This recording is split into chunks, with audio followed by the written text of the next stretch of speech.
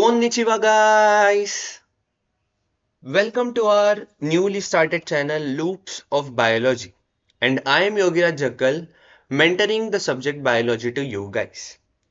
अब कभी भी हम लोग एक बायोलॉजी को देखते हैं सो एक पर्सपेक्टिव रहता है लोगों का कि ये बहुत रटना पड़ता है एंड इसके अंदर बहुत कॉम्प्लेक्सिटीज है सो वही कॉम्प्लेक्स लूप्स को हम लोग अनफोल्ड करके फाइनली हम लोग सीखने वाले हैं logics behind the biology. Okay, so let's start with the fundamental chapter for the biology as cell, the unit of life. इसके बगैर कोई बायोलॉजी का कॉन्सेप्ट बनता ही नहीं है. सो अगर मैं एक रटी रटाई डेफिनेशंस आपको दिखाना चाहूंगा so that is nothing but cell is a structural and functional unit of life. अब स्ट्रक्चरल एंड फंक्शनल तो बोल दिया बट इसके पीछे का मतलब तो क्या है.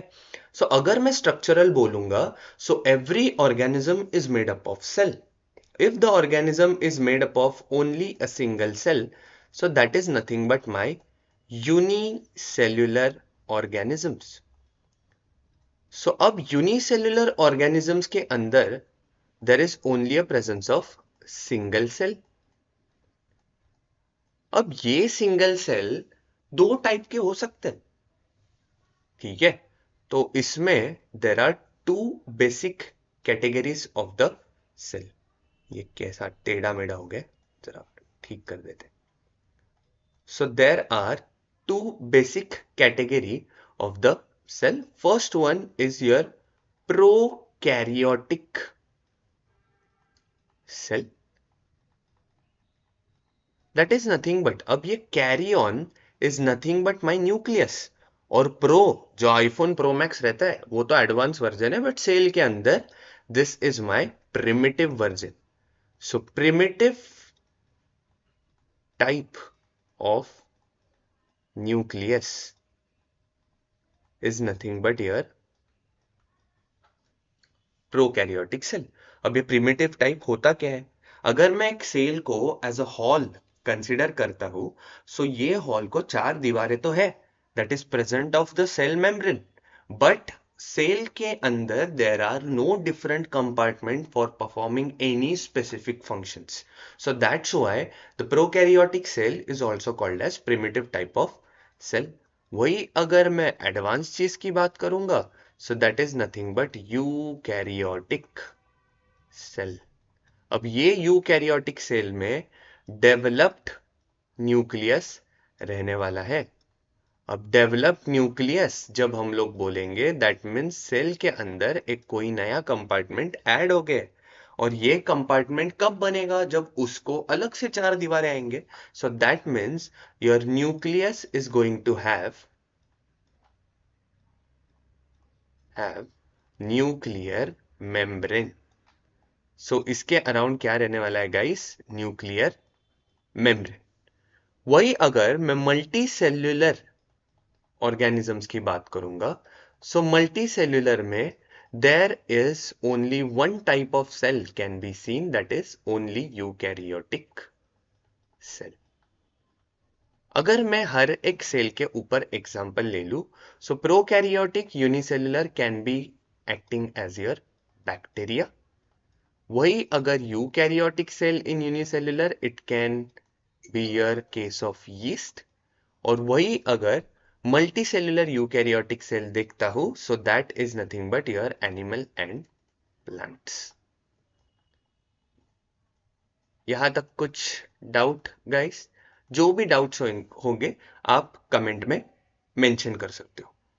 Next case is how this particular cells look like. अगर मैं प्रोकैरियोटिक सेल की बात करता हूं ये जो भी लेबल्स है हर एक लेबल की डिटेलिंग्स, हर एक लेबल का लॉजिक और हर एक लेबल का यूज हम लोग आगे चलते हुए चैप्टर में कवर करने वाले हैं.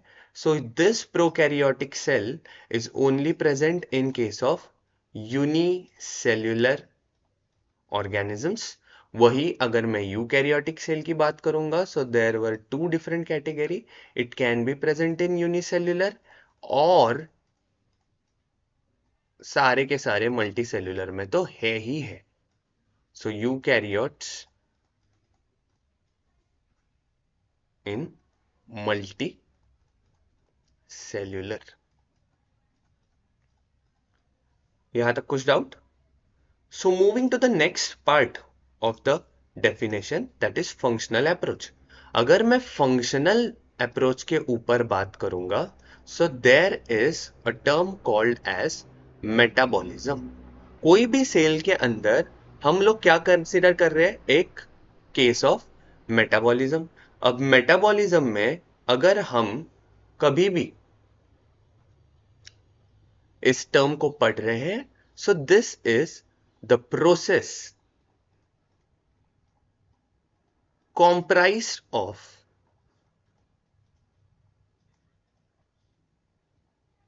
anabolism and catabolism for regulation of energy। अब इसका मीनिंग क्या है? अगर मैं कोई भी एक मेटाबॉलिज्म कंसीडर कर रहा हूं, सो सेल के अंदर बस चीजें तोड़ी नहीं जा रही है, बट उसको बनाया भी जा रहा है। सो अगर हम लोग बेसिक केमिस्ट्री की क्लास को याद कर पाते रहेंगे, so anabolism is similar to your addition reaction.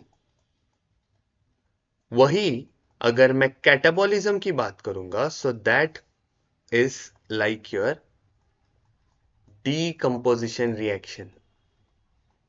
कुछ याद आ रहा है या सब कुछ भूल गए हो? That is nothing but your decomposition reaction. And what about regulation of energy? ये टर्म के बारे में तो बहुत मेन चीज है। दैट मीन्स जब कभी भी मुझे एनर्जी देनी पड़ेगी या एनर्जी जनरेट करनी पड़ेगी, so on the basis of requirement to the cell, एक तो एनर्जी दी जाएगी या फिर एनर्जी जनरेट की जाएगी। So if I am breaking down this metabolism into two part, that is anabolism and catabolism. So for anabolism it is nothing but addition reaction. So यहां पे there are going to be an number of substrate, और ये सारे substrate एक complex bonds के through जोड़े जाएंगे to form a complex compound. There are multiple interaction taking place within this compound, but यहां पे जो भी बॉन्ड फॉर्म हो रहे हैं, I am going to use ATP molecule. ATP used, or it can be termed as utilized for storing the energy of ATP in the form of bonds। So अब ये ATP है क्या? ATP का full form is adenosine triphosphate। अब तुम लोगों को सवाल आना चाहिए कि ये कंपाउंड किसी बॉन्ड के अंदर बैठेगा कैसे? ये खुद जाके नहीं बैठ रहा है, तो इसका जो एडिनोजिन ट्राइफॉस्फेट कंडीशन का last phosphate, that is alpha beta and gamma phosphate. So beta और गामा फॉस्फेट में ये जो बॉन्ड रहेगा ये टूटने वाला है, और this is highly energetic bond.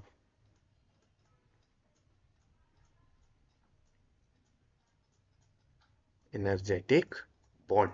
जब कभी भी हम लोग ये पर्टिकुलर बॉन्ड को तोड़ेंगे और जो एनर्जी बाहर लिबरेट होगा, मीन्स बाहर आ जाएगा, वही एनर्जी को हम लोग किस फॉर्म में स्टोर कर रहे हैं? In the form of bond, and that is term as bond energy. यहां तक क्लियर है? अब next term is nothing but your catabolism. अब कैटाबॉलिज्म में it is acting as a decomposition reaction. Decomposition reaction जब कभी भी मैं बात कर रहा हूं, during that decomposition reaction I am going to have complex compound itself with me, और यही कॉम्प्लेक्स कंपाउंड को मैं तोड़ने वाला हूं किस चीज में? इन मल्टीपल प्रोडक्ट्स।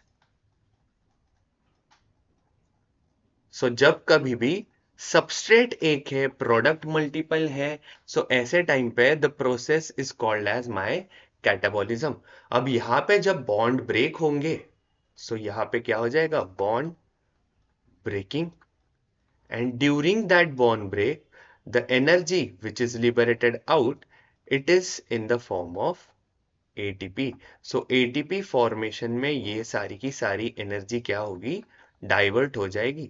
हम लोगों ने ये तो पढ़ लिया है कि energy, the energy can not be created nor be destroyed, but it can be only transfer from one form to another. So ATP formation में, या फिर एटीपी जनरेशन में, या फिर उसको हम लोग बोल सकते हैं एटीपी सिंथेसिस में, ये पर्टिकुलर सारी की सारी एनर्जी क्या हो जाएगी, डाइवर्ट हो जाएगी. सो अगर मैं इस चीज का कोई एग्जांपल लेता हूं, so anabolism is basically if I am considering amino acids. Gym फिम जाते हो, सो जिम जाते वक्त तो यहाँ पे तो हर एक को पता रहेगा कि अमीनो एसिड क्या रहेंगे. This are basic components of your proteins. तो जो भी प्रोटीन्स खाते हो उसके जो सिंपलेस्ट कंपोनेंट है that is nothing but your amino acid. वही अगर मैं कैटाबॉलिज्म देखता हूं, तो यहाँ पे जब कभी भी हम लोग एक फास्ट उपवास रखते हैं, सो ऐसे टाइम पे बॉडी में एक ग्लाइकोजन नाम का कंपाउंड स्टोर रहता है इन द लिवर, और ये ग्लाइकोजन टूट जाएगा इन the form of glucose, and this glucose is finally used up by the cell for generation of ATP.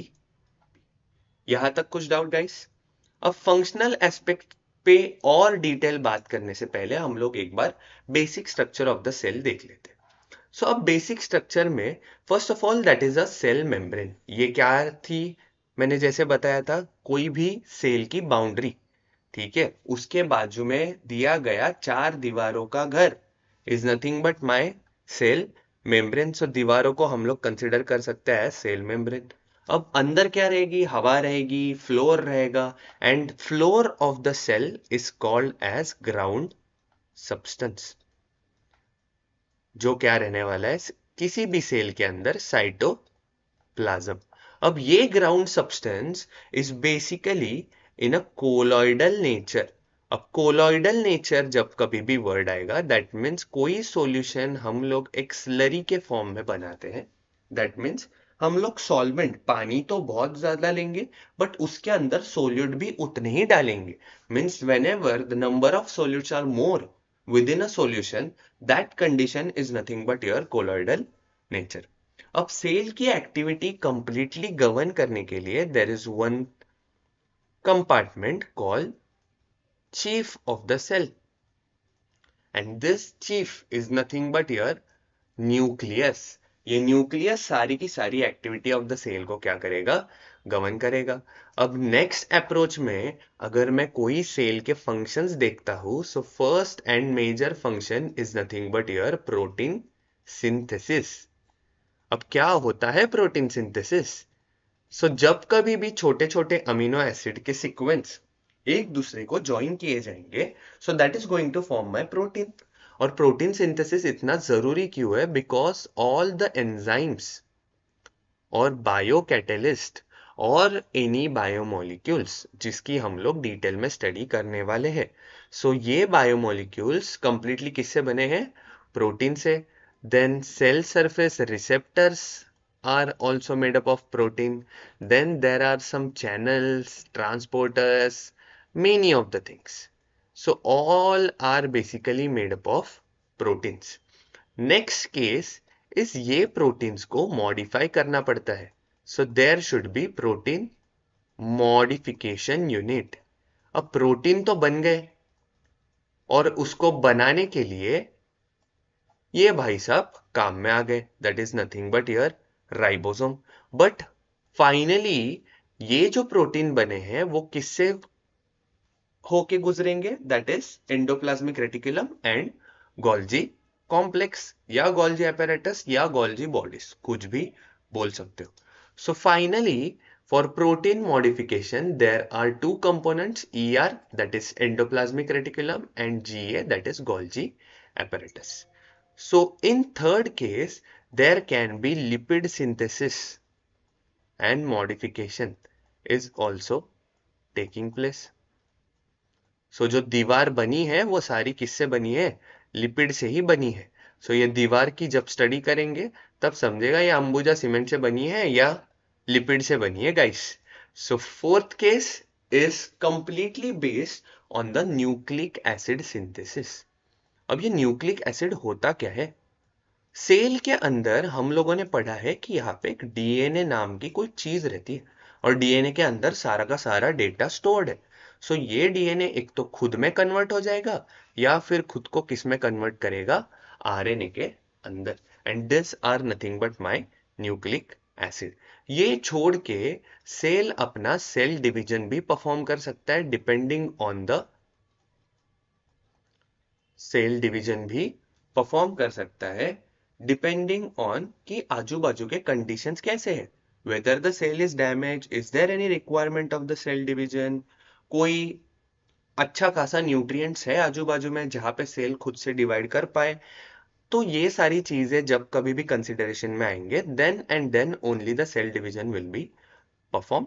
Sixth case, cell is going to maintain its shape. अब ये shape maintain करना तो मतलब क्या ही बोले। हम लोग तो जिम जाते हैं भाई of its own. So maintain shape of its own means यहाँ पे कोई ना कोई एक ऐसे मॉलिक्यूल है जो complete shape of the cells को मेंटेन रख रहे हैं। जैसे हमारे बॉडी में मसल्स है वैसे सेल के अंदर there are some cytoskeleton molecule. अब ये एक्चुअली एक one of the interesting and one of the difficult topic समझा जाता है from research point of view, but हम लोग इसको एक अलग वे में सीखने ही वाले हैं। अब अगर सेल के कोई प्रोटीन्स खराब हो जाए so there is degradation of unwanted और improper biomolecule can take place. कचरा पेटी को साफ कर देते। सो ये सारे फंक्शन सेल्स के हैं। ये छोड़ के देर आर मल्टीपल फंक्शन। जैसे जैसे हम लोग सेल के चैप्टर में आगे बढ़ते जाएंगे then we will figure out कि और कौन से नए फंक्शंस सेल में आ सकते हैं। सो अब next is size of cell. अगर कोई भी एक सेल का साइज कंसिडर करता है सो ये size from micrometre till centimetre में मूव कर पाएगा। सो जब कभी भी एक सेल का डायमीटर कंसिडर किया जाता है that diameter majorly lies in the micrometer category and this micrometer is nothing but 10⁻⁻⁶ metre diameter. So जब कभी हम लोग एक केस कंसिडर करते हैं that is of largest cell found and this is nothing but my nerve cell in ostrich egg। शुतुरमुर्ग का अंडा। सो यहाँ पे उसके अंदर क्या रहने वाला है? Nerve cell. So nerve cell का यहाँ पे जो साइज रहता है that is approximately 15 centimetre guys. वही अगर मैं स्मॉलेस्ट सेल की बात करता हूं so smallest cell is nothing but your mycoplasma. अब ये माइकोप्लाज्मा बहुत इंटरेस्टिंग सेल है जहां पे सेल वॉल प्रेजेंट ही नहीं रहती और ये माइकोप्लाज्मा का साइज जो रहता है दैट इज अराउंड 0.3 माइक्रोमीटर। अब जब सेंटीमीटर में बात चलेगी तो हम लोगों को नेकेड आई से सेल देखना पॉसिबल है, बट वही अगर जब माइक्रोमीटर या नैनोमीटर पे बात आ जाएगी तब हम लोग इस सेल को नेकेड आई से नहीं देख पाएंगे और उसके लिए क्या लगेगा? Magnification technique. अब उससे पहले अगर मैं कोई भी सेल का शेप डिसाइड करता हूं तो शेप ऑफ द सेल्स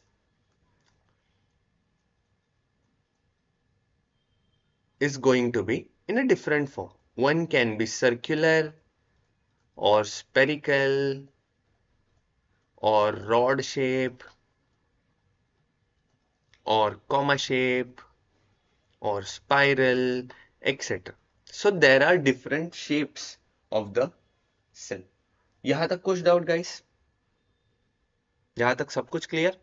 सो आगे बढ़ते हैं कि साइज देख रहे हैं। कोई एटम का size is around 0.1 nanometre and nanometre is nothing but if I'm considering 1 nanometer that is 10 raised to minus 9 metre. So ये बहुत ही छोटा हो गया। 1 angstrom if I'm talking about that is 10 raised to minus 10 metre. और वही अगर मैं माइक्रोमीटर की बात करता हूं, so 1 micrometre is around 10 raised to minus 6 metre. So हम लोग अगर पहले एटम की बात करें सो that is 0.1 nanometre.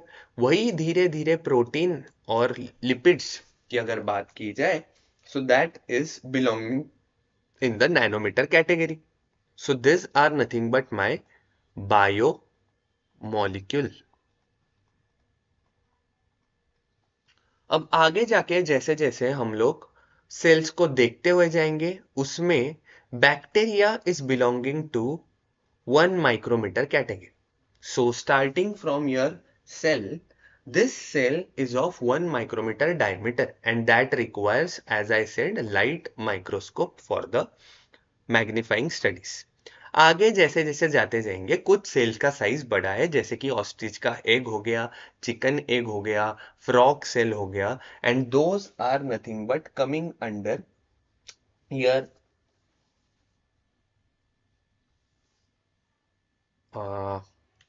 naked eye vision.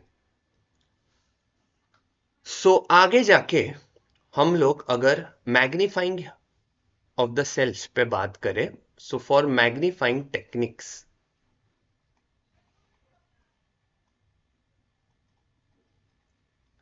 there are three basic microscopes which can be used. पहला तो माइक्रोस्कोप ऐसा है that is nothing but my simple microscope. अगर मैं कभी भी सिंपल माइक्रोस्कोप की स्टडी करता हूं so this is also called as dissection microscope. अब ये डाइसेक्शन माइक्रोस्कोप एग्जैक्टली करता क्या है? That is magnifying around a cell by 50 to 100 times of the actual size.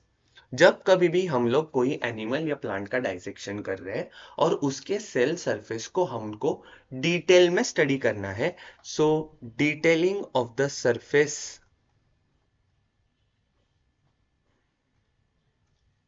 so yeah so whenever I am considering detailings of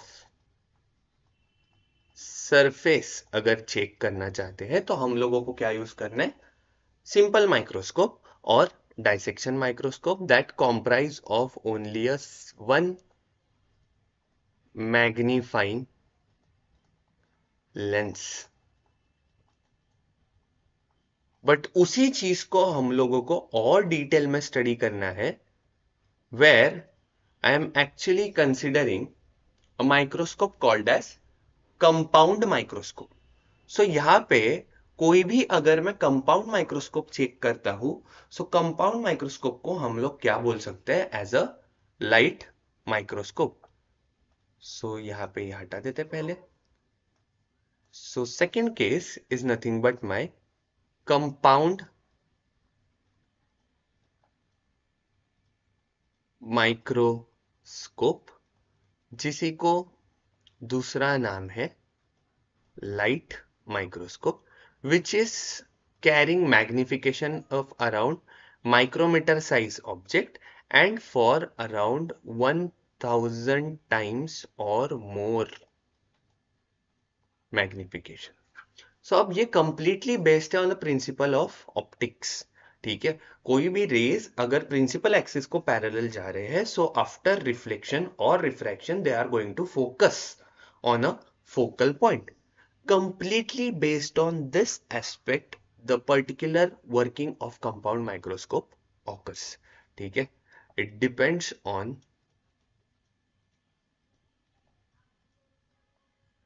principal of optics. Okay, so compound microscopes का जो resolution रहेगा, so resolution for compound microscope is better than simple microscope. अब ये simple microscope से better क्यों है? क्योंकि यहाँ पे हम लोग एक के जगह दो मैग्नीफाइंग लेंस यूज करेंगे। So there are total 2 magnifying lens are used. Okay, now next case is of electron microscope. This is my simple microscope. यहाँ पे बस एक ही मैग्नीफाइंग लेंस दिख रही है। This is my compound microscope जहाँ पे दो मैग्नीफाइंग लेंस रहेंगे, and this one is my electron microscope. So electron microscope completely depends on electron beam that is created. So ये इलेक्ट्रॉन बीम बनता कैसे है? जब कभी भी कोई एक एटम हम लोग कंसीडर कर रहे हैं और इलेक्ट्रॉन उसके ऑर्बिट में मूव कर रहा है, सो whenever I am providing some energy to the electron is going to excite and move out from the orbit. और इन्हीं इलेक्ट्रॉन को पकड़ पकड़ के हम लोग किसका बीम बना रहे हैं? एक इलेक्ट्रॉन के बीम का। अब ये इलेक्ट्रॉन का बीम बम्बार्ड किया जाएगा ऑन स्पेसिमेन, बट यहां पे जो भी स्पेसिमेन रहेगा वो कैसा रहने वाला है? डेड। क्योंकि इसको हेवी मेटल लाइक एंटीमनी से क्या किया जाएगा? कोट किया जाएगा। यहाँ तक क्लियर? सो जैसे ही हम लोग एंटीमनी से कोट करेंगे, any particular specimen is going to be dead. And आपके जो इलेक्ट्रॉन माइक्रोस्कोप है उसका magnification is around 5 lakh times better, and it can resolve around nanometer to angstrom unit cells as well. So electron microscope का सबसे बड़ा फायदा यही है कि रिजोल्यूशन बहुत अच्छा मिलेगा, और रिजोल्यूशन के साथ ही detail study within the cell is also possible whenever I am considering electron microscope. ठीक है, सो जो भी स्टडी रहेगा सेल के अंदर का, ठीक है, as compare to your compartments या ऑर्गेनल्स। ठीक है, इन्हीं कंपार्टमेंट्स को हम लोग क्या बोलते हैं? Organelles within the cell. और यही ऑर्गेनल्स का स्टडी, ठीक है, जो सेल ऑर्गेनल्स का स्टडी रहेगा, that can be possible by the electron microscope. और अभी हम लोग पढ़ेंगे सबसे पहला माइक्रोस्कोप जो डिस्कवर हुआ, that has been discovered by your scientist called as Anton van Leeuwenhoek. So ये एंटन वैन ल्यूवेनहॉक भाई साहब ने क्या किया था? यहाँ पे ये जो पॉइंट दिख रहा है, this point is for loading of the specimen. अब ये स्पेसिमेन लोड कैसे हो रहा था? इन्होंने कुछ किया नहीं था ऐसा सच, एक पानी का बूंद ले लेते थे और उस पानी के बूंद को एज अ स्पेसिमेन वो यूज कर रहे थे, जिसके सामने बराबर there is nothing but your magnifying lens, and he saw the movement of cells or the movement of organisms in sample. So पहला जो लाइव सेल अगर किसी ने देखा रहेगा और उसकी मूवमेंट, वो कौन थे? Anton van Leeuwenhoek, and he also discovered our first microscope.